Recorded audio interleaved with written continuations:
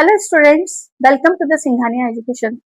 मैंने आपको substituent group explain किए थे जब कॉम्प्लेक्स कंपाउंड कॉम्प्लेक्स हाइड्रोकार्बन को नॉमेनक्लेट करवाया था। तब मैंने आपसे बोला था पेंटाइल ग्रुप है, उसके आइसोमर में आपको अलग लेक्चर बना करके नाम के साथ में डाल दूंगी। बहुत इंपॉर्टेंट है नाम, क्योंकि वहां पे भी कुछ नाम ऐसे हैं जो अलग होते हैं और पेंटाइल ग्रुप के नाम भी पूछे जाते हैं और उनके जो कॉमन नेम है उनके नाम आप IUPAC में लिख सकते हो। ये IUPAC ने कंसीडर किया है, इसलिए आपको पेंटाइल ग्रुप के जितने भी आइसोमर है उनके नाम याद होना चाहिए। It is mandatory. अगर हमको याद नहीं होगा, नाम याद नहीं होंगे तो हम कहीं ना कहीं फंस जाएंगे। याद होते हुए भी, चीजें आते हुए भी हम उसको कर नहीं पाएंगे। तो यहाँ पर मैं आपको पेंटाइल ग्रुप के आइसोमर्स को एक्सप्लेन कर रही हूँ। तो सबसे पहली बात, पेंटाइल ग्रुप कब बनता है? जब हम पेंटेन में से एक हाइड्रोजन को रिमूव कर दे तो हमें क्या मिलेगा? पेंटाइल ग्रुप मिलेगा। सिंपल सी बात है जो मैं आपको एक्सप्लेन कर चुकी हूँ कि अगर मैं पेंटेन में से एक हाइड्रोजन को माइनस कर दूं तो मुझे क्या मिलेगा? पेंटाइल ग्रुप मिलेगा। क्योंकि एक वैलेंसी खाली हो जाती है इसलिए मैंने यहाँ पे वैलेंसी लगा दी। अगर मैं पेंटेन का जो फॉर्मूला है लिखूं तो क्या होगा? C5H12 और इसमें से मैंने एक हाइड्रोजन को माइनस किया है तो क्या बना है? C5H11 और एक वैलेंसी खाली हो गई है। ये तो आपको सिखा दिया था मैंने, लेकिन पेंटेन में क्या होता है? पेंटेन के भी अपने आइसोमर्स होते हैं। तो पेंटेन के सबसे पहले आइसोमर पता होना चाहिए, तभी हम हाइड्रोजन कहाँ अलग अलग जगह से रिमूव करके उसके आइसोमर्स बनाएंगे पेंटाइल ग्रुप के। तो पेंटेन तीन तरह के होते हैं। पहला पेंटेन क्या होगा? CH3 CH2 CH2 CH2 CH3। ये इस पेंटेन को हम बोलते हैं इन पेंटेन। दूसरा पेंटेन होगा CH3 CH CH3 CH2 CH3। इसको हम बोलते हैं आइसोपेंटेन। आइसोपेंटेन का कॉन्सेप्ट मैंने आपको सिखा दिया था। अगर हम देखें तो सेकेंड नंबर वाले कार्बन पर एक मिथाइल ग्रुप लगा होता है तब हम उसको बोलते हैं आइसोपेंटेन। एक और पेंटेन का आइसोमर होता है और वो होगा CH3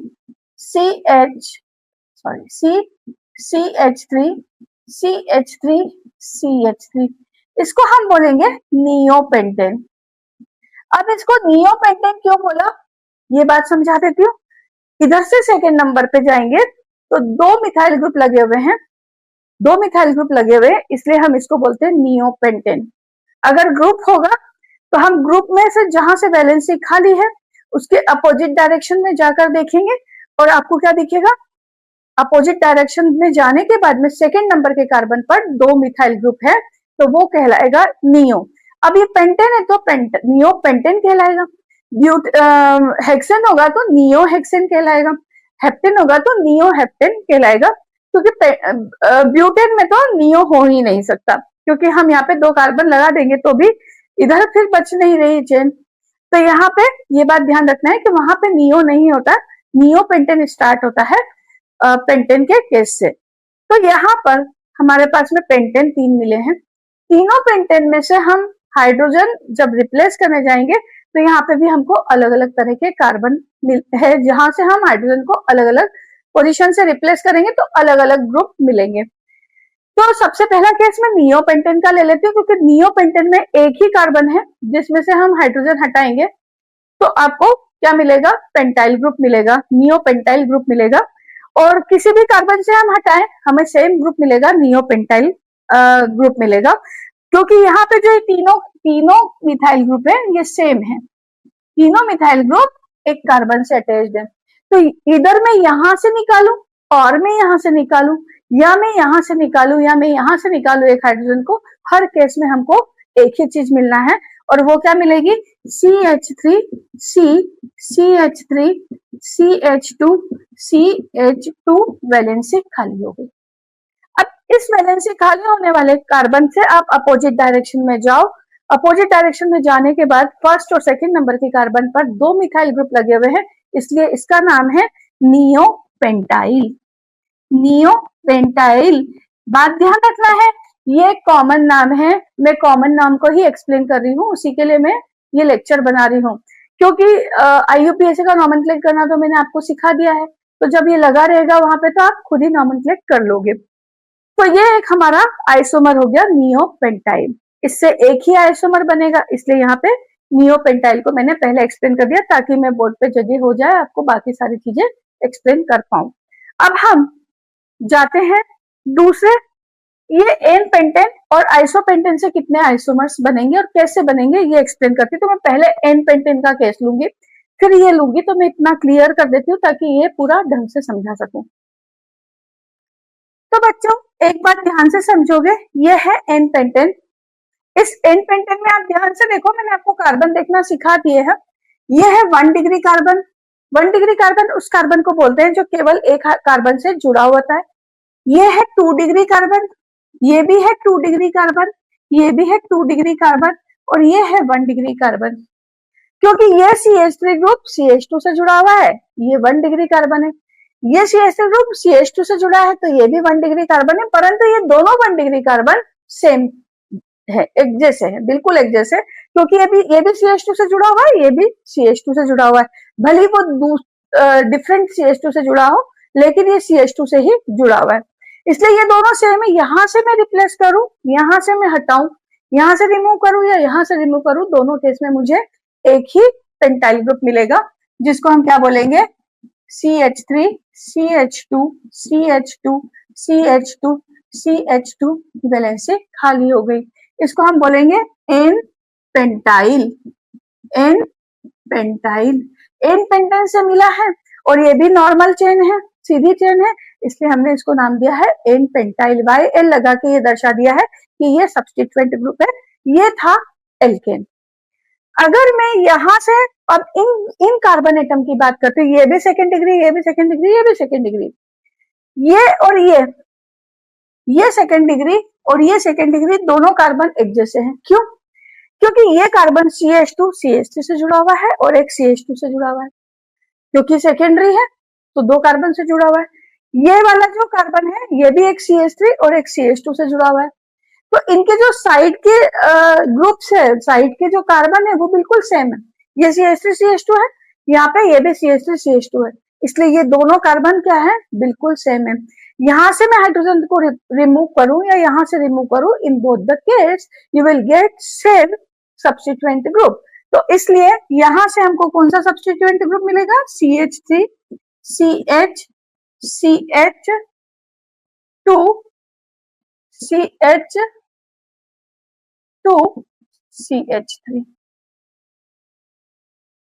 सिर्फ अंतर क्या आएगा, मैं इसको पलटा के लिख दूंगी तो वही बात बन जाएगी, यहां से हटाऊंगी तो इसलिए ये यहां से निकला हुआ है। अब इस ग्रुप को हम बोलते हैं secondary pentyl group, secondary pentyl group.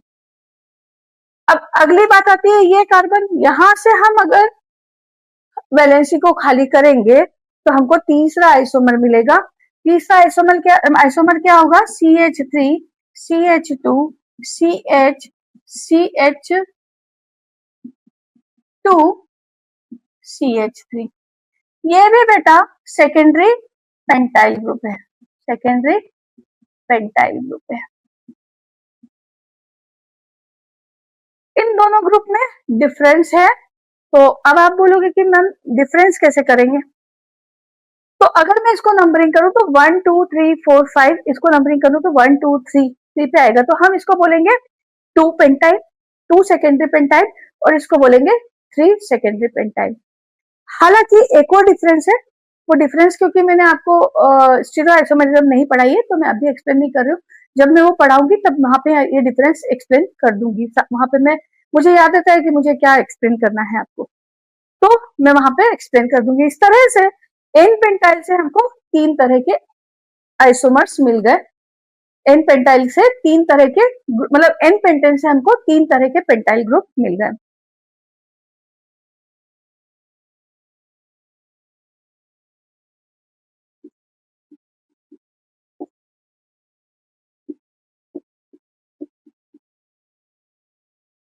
पहले मैं आपको हाइड्रोजन एक्सप्लेन कर कार्बन एक्सप्लेन करती हूँ डिफरेंट टाइप के, फिर वहां से हाइड्रोजन रिमूव करके हम बना लेते हैं आइसोमर, फिर नाम एक्सप्लेन करूंगी। तो यहाँ पे देखो ये 1 डिग्री है, ये 3 डिग्री कार्बन है क्योंकि ये 3 कार्बन से अटैच्ड है, ये कार्बन 2 डिग्री है क्योंकि ये 2 कार्बन से अटैच्ड है, ये फिर से 1 डिग्री है। अब यहाँ पे क्या वैरायटीज है, वैरायटीज कैसे है, ये दोनों मिथाइल ग्रुप तो सेम है। क्यों सेम है, मैंने सेम देखना आपको सिखा दिया है क्योंकि CH3 CH से अटैच्ड है, CH3 CH से अटैच्ड है, इसलिए ये दोनों मिथाइल ग्रुप एक जैसे हैं। यहां से हटाऊं हाइड्रोजन या यहां से हटाऊं एक ही बात है। तो एक आइसोमर तो हमको यहां से मिलेगा, अब दूसरा आइसोमर यहां से हाइड्रोजन हटाएंगे तो मिलेगा, क्योंकि ये वाला कार्बन कैसा है 3 डिग्री है, ये वाला 3 डिग्री है, ये वाला 2 डिग्री है, यहां से हटाएंगे तो एक और आइसोमर मिलेगा। और ये मिथाइल ग्रुप इस मिथाइल ग्रुप से डिफरेंट है क्योंकि ये मिथाइल ग्रुप CH से जुड़ा हुआ है और ये मिथाइल ग्रुप CH2 से जुड़ा हुआ है। तो कंपाउंड हमको दोनों केस में सॉरी जो सब्स्टिट्यूएंट ग्रुप है दोनों केस में हमको डिफरेंट मिलेंगे। तो मैं यहाँ पे चारों आइसोमर बनाती हूँ, फिर नाम आपको सिखाऊंगी। तो पहला आइसोमर बनेगा CH3 CH CH, यहाँ पे लिख देते CH2 Cl CH3 CH2 CH3, यहां से हटाऊंगी तो क्या बनेगा CH3 C CH2 CH3 CH3, यहां से हटाऊंगी तो क्या बनेगा CH3 CH CH3 CH CH3, और यहां से लास्ट से हटाऊंगी तो क्या बनेगा CH3 CH CH3 CH2 CH2। अब देखो इसका एक स्पेसिफिक नाम है कॉमन नेम में जो कि याद रखना जरूरी है, इसको हम बोलते हैं अमाइल ग्रुप। अमाइल ग्रुप बहुत कंफ्यूजन होता है बच्चों को अमाइल ग्रुप में, अगर अमाइल अल्कोहल का नाम ले लिया तो आपको समझ में ही नहीं आएगा। तो इसलिए ये ग्रुप आपको याद होना चाहिए, बिल्कुल याद होना चाहिए कि जब भी आइसोपेंटेन में से दो सेम टाइप के 1 डिग्री कार्बन एटम से अगर हम एक हाइड्रोजन को रिमूव कर दें किसी भी एक में से, तो हमें जो ग्रुप मिलेगा वो होगा अमाइल ग्रुप, इसको बोलेंगे अमाइल ग्रुप। बहुत इंपॉर्टेंट है, मैं इसको स्टार लगा देती हूँ। अब अगली बात है, मैंने यहां से रिमूव किया, ये 3 डिग्री कार्बन था इसलिए हम इसको बोलेंगे टर्शरी टर्शरी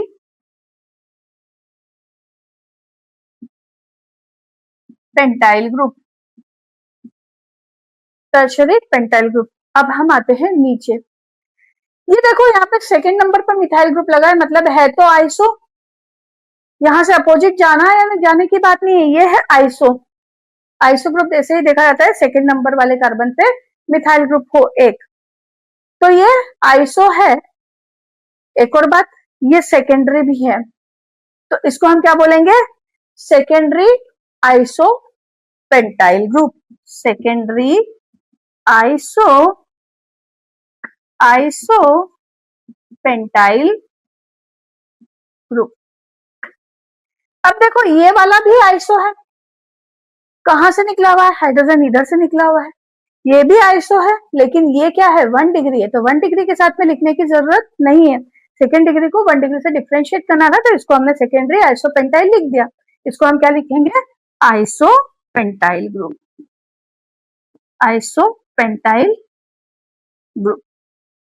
तो ये जो सब्स्टिट्यूएंट ग्रुप के नाम है ना, मैंने अलग से एक लेक्चर बनाया छोटा, तो इसका इंपॉर्टेंट समझना कि ये बहुत इंपॉर्टेंट है इसलिए मैंने बनाया है। तो आपको अपनी कॉपी में ये सारे ग्रुप को लिख के रखना है, बहुत इंपॉर्टेंटली एमाइल ग्रुप भी याद रखना है, और tertiary pentyl, secondary isopropyl, sorry secondary isopentyl and isopentyl, ये सारे ग्रुप के नाम आपको याद होना चाहिए कॉमन नेम के, क्योंकि जब हम IUPAC को नॉमेनक्लेट करते हैं तो हम ये वाले नाम भी IUPAC में कंसीडर करते हैं सब्स्टिट्यूएंट ग्रुप के। जरूरी नहीं है कि हम सब्स्टिट्यूएंट ग्रुप को IUPAC से नॉमेनक्लेट करें, आपकी इच्छा, आप दोनों तरह से कर सकते हो, लेकिन मुझे तो सब तरीके से पढ़ाना पड़ता है क्योंकि आपको मल्टीपल करेक्ट आंसर देखने के लिए भी क्वेश्चन आते हैं। अगर हमको ये नाम नहीं पता होंगे तो अगर 2 ऑप्शन सही हो रहे होंगे तो आप एक ही ऑप्शन सही करके आएंगे क्योंकि आपको तो केवल एक ही तरीका आएगा। इसलिए मैंने इस ग्रुप के लिए अलग से लेक्चर बनाया है। अगर आपको लेक्चर पसंद आया हो तो प्लीज मेरे चैनल को आप सब्सक्राइब करिए, मेरे लेक्चर को लाइक करिए और शेयर करिए अपने फ्रेंड्स को। अब हम मिलते हैं नेक्स्ट लेक्चर में, तब तक के लिए bye bye. Thank you for coming to the Singhania education.